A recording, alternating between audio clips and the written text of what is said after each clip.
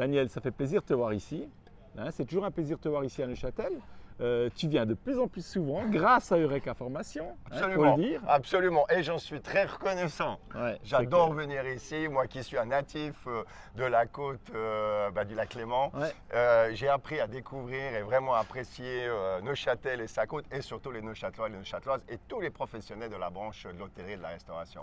Absolument. Et ce qui est vraiment chouette, c'est ce que tu amènes justement pour la restauration et l'hôtellerie, ton expérience, ton vécu. Tu as travaillé dans des grosses structures, dans des petites et internationales aussi. Et tu amènes en fait dans tes formations comme la leadership, tu as aussi La rentabilité. la rentabilité. Ouais, ouais. Pour la rentabilité, d'ailleurs, j'aimerais bien qu'on parle un petit peu de Ok, ce sujet parce que ok. c'est une formation qui est vraiment importante parce que tu m'as souvent parlé du ballon. Est-ce que Oui. tu peux… L'histoire du ballon, je la trouve vraiment super parce qu'elle est symbolique et elle est très visuelle. Et j'aime le visuel, tu sais que c'est quelque chose qui me touche. Et moi Donc, aussi. Ouais. Donc, qu'est-ce que tu peux m'en dire Bien sûr. un petit peu plus sur la rentabilité? Parce que c'est un sujet quand même super important pour la restauration qui vit un moment pas si facile. Très compliqué. Avant qu'on arrive au ballon, et je te remercie de t'en rappeler, il faut quand même mettre dans le contexte aujourd'hui actuel de ces restaurateurs en particulier. On est aujourd'hui dans une situation compliquée. Absolument. Des frais fixes, sans aller dans le détail, qui augmentent. Frais fixes de la restauration qui ont toujours été très élevés, dont les salaires et les coûts énergétiques et autres, ils augmentent. Les frais variables augmentent. C'est quoi les frais variables pour nous? C'est tout ce qui est nourriture, boisson. Et un prix de vente qui est un plafond de verre, le pouvoir d'achat de tout le monde est en train d'être serré. C'est une équation très compliquée. Ce qui veut dire qu'aujourd'hui, le ballon, ce qui en vient au ballon. J'adore. Il faut imaginer la rentabilité d'un restaurant comme un ballon en plastique qu'on gonfle comme les bonnes vieilles bombes à eau. Je ne sais pas si ça existe Oui, encore. oui. Bah, Ouais. ma fille Ok. utilise encore les bombes à eau. D'accord. Et, Alors, et franchement, c'est quand même marrant. ça marche toujours. Ça marche toujours. Donc il faut imaginer ça. Alors vous prenez un ballon, vous prenez une petite aiguille, vous remplissez d'eau et vous faites tout plein de petits trous. Ça, c'est la rentabilité de votre restaurant. C'est-à-dire que votre restaurant, généralement, va perdre des sous, va perdre de la rentabilité goutte à goutte. Ouais. C'est C'est là où c'est dur de les identifier. très difficile. Et c'est pour ça qu'aujourd'hui, on a besoin d'outils précis. On ne va pas arriver dans un frigo, rouvrir puis trouver 20 000 francs. Il y aura des pertes dans les poubelles, des pertes des prix de vente qui ne sont pas adaptés, etc. etc. Donc ici, on a besoin d'outils de calcul et d'analyse qui aujourd'hui, en 2025, sont beaucoup plus précis que les calculs un peu à la louche, si je peux me permettre, qu'on se pouvait faire Mais oui, parce que- anciennement parce qu'il y avait assez, si je peux me permettre l'expression. Donc aujourd'hui, le cours sur la rentabilité aborde cette thématique de cette manière-là. Par contre, sans créer d'usine à gaz. Ouais. Ça veut dire quoi? Ça, c'est veut important. dire que mes modèles, ou en tout cas ceux que j'ai développés tout au long de l'année, sont adaptés pour un public de terrain. C'est-à-dire qu'ils sont utilisables de manière ludique, simple et qui ne sont pas compliqués. Ce n'est pas des applications, ce n'est pas des C'est choses pas qui sont… C'est pas un ERP, Non. une usine à gaz. Non. Non. Mais ça, c'est important parce qu'en fait, rien que certains fichiers Excel que tu as élaborés au fil du temps, au fil de tes expériences, c'est des choses vraiment super importantes et super intéressantes pour un restaurateur ou un hôtelier parce qu'il a déjà un outil facile d'utilisation et surtout que tu ouvres aussi selon la typologie du client, la connaissance de l'informatique ou des différents systèmes, tu vas lui donner C'est ça. un outil. Une fois que celui-ci est maîtrisé, tu vas peut-être passer ça. à une étape supérieure. Donc toi, tu t'adaptes aussi à la connaissance du restaurateur. Fondamental. Il faut voir que nos restaurateurs, ils sont extraordinaires, c'est des personnes de terrain.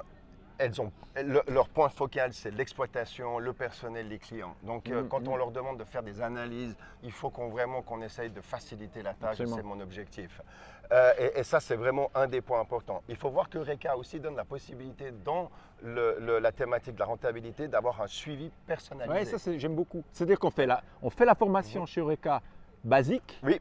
sur la rentabilité que tu donnes. Ouais. Et si on doit aller plus loin, Eureka Formation soutient aussi cette démarche. Et là, tu vas en one-to-one. Et là, c'est du one-to-one. Et où tu on vois alors exactement là, avec chaque lieu, Ouais. parce que comme tu disais, chaque lieu a ses spécificités, a ses problématiques, son loyer, sa typologie de clientèle. C'est ça. Et tu analyses tout ça Et avec voilà. eux. Et ça, c'est important parce que bien que la difficulté soit la même très souvent partout, Oui. les questions sont les mêmes, les techniques sont les mêmes. Par contre, la mise en œuvre et le déploiement des outils est toujours différent. Toujours. Ouais. Donc, ça veut dire qu'ici, il y a une nécessité d'adapter en fonction, comme tu viens de le dire, des différents éléments. Ouais, Absolument. Excellent. Après, quand on aborde des thématiques comme le leadership ou la gestion d'équipe, on est encore dans une dynamique encore un peu différente. Parce que la rentabilité, l'avantage, c'est qu'on parle de tangible. Les chiffres ne montent pas. Alors que lorsqu'on commence à parler de satisfaction du personnel, de motivation, de gestion de conflits, qui est quelque chose de normal au sein d'une équipe, de malentendu, là aujourd'hui en 2025, j'ai envie de dire, on a des clés, mais des clés qui sont beaucoup plus axées sur l'intelligence émotionnelle, sur l'écoute active. J'ai beaucoup aimé ta formation. Ça m'a appris plein de choses que j'aurais voulu mettre des fois en pratique. Avec le recul, je me dis, ah mais purée, voilà pourquoi. Peut-être, je croyais avoir raison, mais peut-être que j'avais pas la clé en fait. Oui, le nombre de fois que j'ai entendu ça, c'est-à-dire que c'est très intéressant dans ce type de formation. Très souvent, je vois les participants en train de se repasser des films de situations passées, récentes ou pas, où tout d'un coup ils disent. Et tu vois le déclic, tu dis ah ouais, j'aurais pas dû dire ce mot-là. C'est peut-être moi le problème aussi. Et tu m'enlèves le mot de la bouche, absolument. C'est d'auto-réflexion, de remise en question. Bien sûr. Ouais, il faut avoir une approche, une sensibilité, parce que tu ne peux pas dire à quelqu'un tu es dans le faux. Par contre, si c'est lui qui le comprend et qui, grâce à justement une formation où il va se rendre compte peut-être de certaines attitudes, ça va être beaucoup plus puissant que de vouloir changer les gens. Il faut que ce soit un auto-changement d'attitude. Et ça, c'est vraiment important. Et là, c'est là que Reka est très bien. Pourquoi? Parce que c'est des groupes qui sont, des tailles qui sont relativement petites. Oui, c'est vrai. Et ça, il faut le noter. Quand on commence à aborder ce type de thématique, dans une journée de formation, quelle que soit la durée, le temps de parole est fondamental. Ça veut dire que si c'est moi qui parle le plus, j'ai pas atteint mon objectif. Il faut que ce soit les participants qui soient dans un espace de confiance et qui puissent partager, faire des exercices pratiques, faire des jeux de rôle, faire des assessments et pouvoir librement exprimer. Et ça, c'est vrai que ça prend du temps en fonction des personnes, parce qu'il y a une remise en question qui, des fois, peut être un petit peu difficile à faire et à accepter. Maintenant, j'aimerais aussi parler du sujet de la formation continue. Pour toi, quelle est l'importance d'une formation continue, spécialement dans la restauration et l'hôtellerie? Alors, c'est vraiment la question fondamentale. C'est très intéressant parce qu'on vient de décennies où c'était un métier qu'on voyait comme vocation. Ah, c'est vrai. Voilà, il faut le dire, ce qui n'est pas du tout, c'est pas une critique, c'est historique.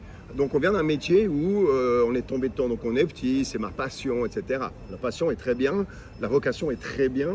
Par contre, aujourd'hui, en 2025, les enjeux économiques, humains sont devenus tellement compliqués et complexes, entre autres les nouvelles générations, par exemple, qui ont des attentes relationnelles bien différentes que celles qu'on avait il y a 10-15 ans en arrière.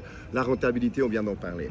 Donc, ce qui est compliqué ici, c'est qu'aujourd'hui, la formation continue est devenue indispensable. C'est indispensable. La remise en question, que ce soit technique, savoir-faire ou savoir-être, est indispensable. Par contre, là où c'est vrai qu'il y a un travail, c'est d'accepter cette réalité. En sachant qu'on vient d'une histoire et d'un vécu où l'expérience et la vocation est quelque chose quand même d'assez, qui était quand même assez standard dans la manière d'aborder la thématique du management, relativement pyramidal, relativement patriarcal, avec une hiérarchie quand même assez bien marquée. On appelle une équipe de... Il y a aussi des cas où on voit des problèmes justement de mobbing, de choses comme ça. Donc il y a vraiment un changement. Il y a un changement à faire. On appelle, et une fois de plus, c'est des métiers qui sont extraordinaires, avec des expériences extraordinaires. Par contre, il faut le dire, comme d'autres secteurs d'activité, on appelle une cuisine une brigade de cuisine.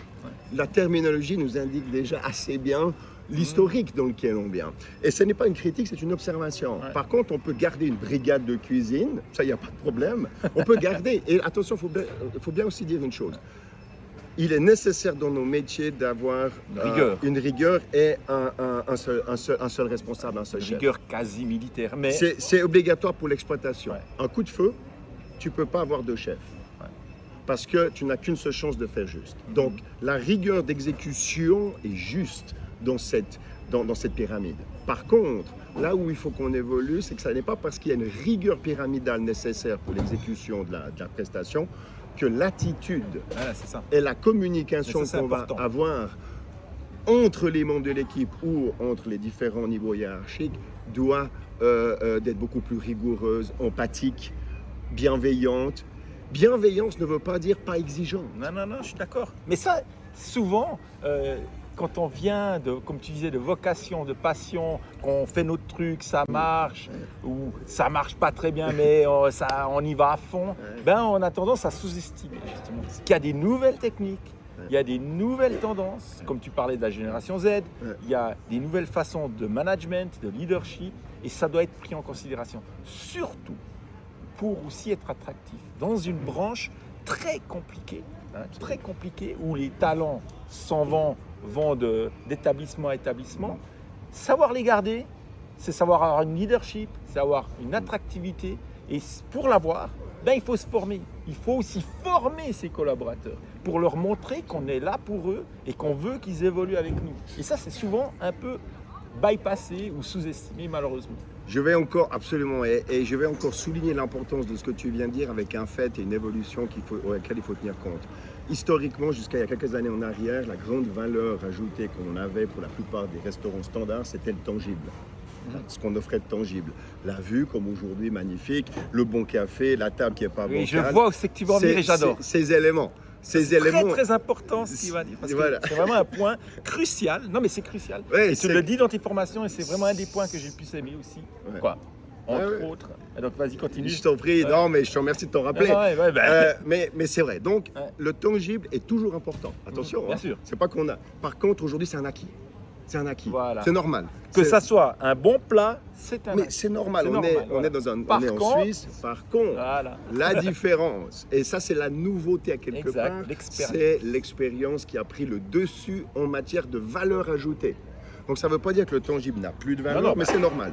Par contre, ce qui va me faire revenir, faire un bon commentaire, racheter, reprendre un café, ça va être l'expérience. C'est quoi l'expérience? C'est l'écoute active du personnel, des équipes, les suggestions, la connaissance de la carte, bref, le comportement des équipes autour de moi. Et ça, c'est quelque chose qui est beaucoup plus difficile à maintenir qu'une table bancale ou pas bancale. Donc, le leadership aujourd'hui est devenu un élément fondamental pour la pérennité financière. Car s'il n'y a pas de leadership et d'encouragement à avoir cet engagement émotionnel, eh ben, le client ne va pas faire l'expérience de l'intangible. Et du coup, perte de clients, perte de chiffre d'affaires. Donc je fais ce lien-là parce qu'avant, c'était les hôtels de luxe et la gastronomie qui avaient le monopole d'exiger cette expérience personnalisée. Aujourd'hui, nous sommes le client, partout. Il a l'habitude maintenant de qualité, donc il veut cette expérience. Et tu avais donné un exemple dans une de tes formations que j'avais adoré, avec le steak, le bon steak. Et si tout à coup, un jour, il est un peu moins bon, ce steak, mais que toute l'expérience autour est incroyable, tout est vraiment parfait, la note, comment elle va être? Elle va être bonne. C'est ça. Le client ne vous juge pas sur l'erreur. Un steak peut être cuit à la mauvaise cuisson un jour, un steak peut être un mauvais morceau, une mauvaise, quelque chose qui est... Par contre, la réactivité, la réaction, l'empathie fait la différence. Voilà. En fait, c'est pour ça que quand je donne ma formation sur les réclamations, je dis transformer un pépin en pépite. Ouais. C'est magnifique. Ça veut dire que... Transformer un pépin en pépite. Oui, ça veut dire que l'erreur, c'est l'opportunité de montrer au client à quel point il est important. Eh oui. Donc, une erreur d'un café qui est froid ou d'une tasse ébréchée, ok, ça ne devrait pas arriver. Mais ça arrivera et malheureusement, ça arrivera encore. Par contre, là où il n'y a pas d'excuse, c'est la réactivité, l'empathie, l'exécution rapide, le sourire et de montrer au client que cette erreur nous touche. Elle nous touche, elle nous blesse. Elle n'est pas, ça arrive. Non. Oui, ça arrive, mais je sais que ça ne devrait pas. Voilà, je vous ai compris, je vous ai écouté. C'est très important. Et ça, c'est du leadership, c'est de la gestion d'équipe. Magnifique. Ben écoute, Daniel, franchement, c'est toujours un énorme plaisir. On pourrait rester des heures, franchement des heures à raconter, à discuter, parce que franchement, tu es une personnalité passionnante et j'aime beaucoup ton expérience et comment tu la transmets. Et c'est ce qu'on retrouve chez Eureka Formation, il faut le dire, des formateurs de qualité. Et ça, c'est vraiment important. De qualité qui ont vécu le terrain, qui comprennent le monde, la branche de la restauration et de l'hôtellerie. Et ça, c'est vraiment encore bravo. Et merci.